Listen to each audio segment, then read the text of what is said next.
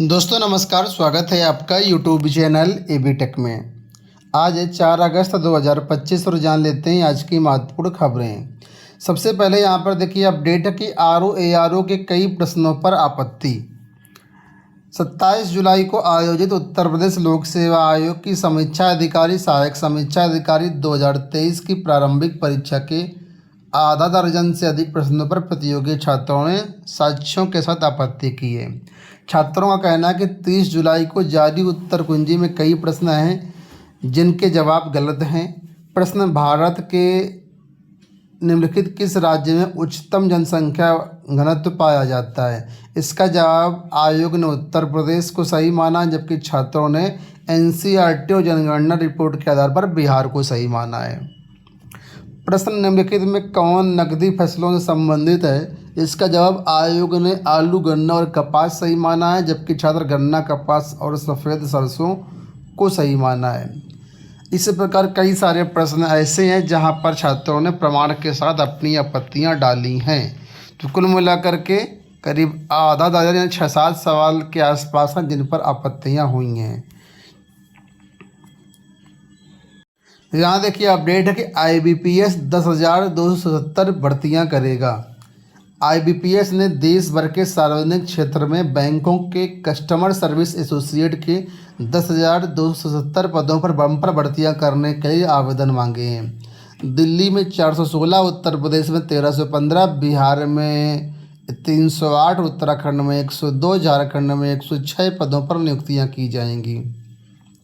इच्छुक अभ्यर्थी ऑनलाइन आवेदन कर सकते हैं। आपको बता दें बैंक में पद नाम को लेकर के बदलाव हुए हैं। इसके तहत अब क्लर्क को कस्टमर सर्विस एसोसिएट कहा जाएगा। तो एक्चुअल में एक भर्ती क्लर्क की है, लेकिन यहाँ पर नाम बदल दिया गया है, तो अब नाम है कस्टमर सर्विस एसोसिएट। तो जो भी ग्रेजुएट हैं, चाहे जिस स्ट्रीम से ग्रेजुएट हैं, ठीक है, तो वो लोग यहाँ पर आवेदन कर सकते हैं। न्यूनतम एज जो है 20 वर्ष है, अधिकतम एज 28 ईयर्स है। तो आप लोग ऑफिशियल वेबसाइट पर जा कर के आवेदन कर सकते हैं। बिहार में एक अपडेट है कि नियुक्ति के 5 साल तक स्कूल शिक्षकों का नहीं होगा तबादला। शिक्षा विभाग तैयार कर रहा है शिक्षकों की तबादला नियमावली, अभी स्पष्ट नियम नहीं है। तो पटना से अपडेट है कि नियुक्ति की तिथि से 5 साल तक बिहार के सरकारी स्कूल के शिक्षकों का तबादला नहीं होगा। इस अवधि के पहले असाध्य और गंभीर बीमारी जैसी विशेष परिस्थितियों में ट्रांसफ़र हो सकेंगे। शिक्षा विभाग राज्य के करीब 6 लाख स्कूली शिक्षकों के तबादले को लेकर के नई नियमावली तैयार कर रहा है। इसमें तबादलों को लेकर के स्पष्ट प्रावधान किए जा रहे हैं। तो फिलहाल जो असाध्य हैं, गंभीर बीमारी वाले लोग हैं, उनका तबादला हो जाएगा, लेकिन जो नॉर्मल लोग हैं उनका तबादला यहाँ पर नहीं होगा। ठीक है, 5 साल बाद ही यहाँ पर उनका तबादला किया जाएगा, ऐसी नियमावली बनाई जा रही है। जो भी अभ्यर्थी BPSC से अन्य किसी भी भर्ती से चयनित हुए हैं, उन सब पर ये नियम लागू होगा। और आपको बता दें साल में सिर्फ 2 बार तबादले होंगे, पहला जून में और दूसरा दिसंबर में। ठीक है, तो इसके लिए नियमावली बन रही है। LT ग्रेड की मुख्य परीक्षा में वर्णनात्मक प्रश्नों का विरोध। आप लोग जानते हैं LT ग्रेड में ऑब्जेक्टिव परीक्षा प्री में रखी गई है और डिस्क्रिप्टिव परीक्षा मेंस में रखी गई है। और मेंस में डिस्क्रिप्टिव परीक्षा का छात्र लगातार विरोध कर रहे हैं। छात्रों का कहना कि जितने भी राष्ट्रीय स्तर की परीक्षाएं हो रही हैं वो सब ऑब्जेक्टिव टाइप की हो रही हैं, चाहे वो UGC नेट हो, UP टेट हो, CTET हो, नीट हो, और भी बहुत सारे एग्जाम है, तो इसको भी ऑब्जेक्टिव किया जाना चाहिए।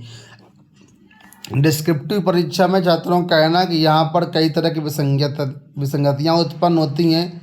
ठीक है, परीक्षा में जो है पारदर्शिता नहीं आती है, मूल्यांकन में देरी होती है और अनावश्यक विवाद की आशंकाएं बढ़ जाती हैं। इससे लिए जो LT ग्रेड की मेंस परीक्षा उसको ऑब्जेक्टिव किया जाए। हालांकि इसके लिए अभी लोक सेवा आयोग से शासन से कोई भी जवाब नहीं आया है, बस छात्रों ने मांग उठाई है। अब अगर इसका कुछ बदलाव नहीं होगा तो छात्रों की मांग ऐसे ही अधूरी रह जाएगी। इसी प्रकार आप लोग जानते हैं उम्र सीमा में छात्रों ने मांग उठाई है, लेकिन उम्र सीमा का भी अभी तक कोई भी रिस्पांस ना तो लोक सेवा आयोग से और ना ही शासन की तरफ से आया है। बस ज्ञापन ले लिए गए हैं, आगे क्या कार्रवाई होती है क्या नहीं होती है मांग मतलब छात्रों की पूरी होती है या नहीं पूरी होती है, बड़ा प्रश्न है। यहाँ देखिए अपडेट है कि CISF में 70,000 जवान भर्ती किए जाएंगे। देश में औद्योगिक सुरक्षा को मजबूत करने के लिए CISF में 70,000 जवान भर्ती किए जाएंगे। गृह मंत्रालय ने केंद्रीय औद्योगिक सुरक्षा बल के कर्मियों की मौजूदा संख्या को 1,62,000 से बढ़ाकर के 2,20,000 करने की मंजूरी दे दी है। CISF की हर वर्ष औसतन 14,000 भर्तियाँ करने की योजना है। 5 साल में 70,000 भर्तियाँ होंगी।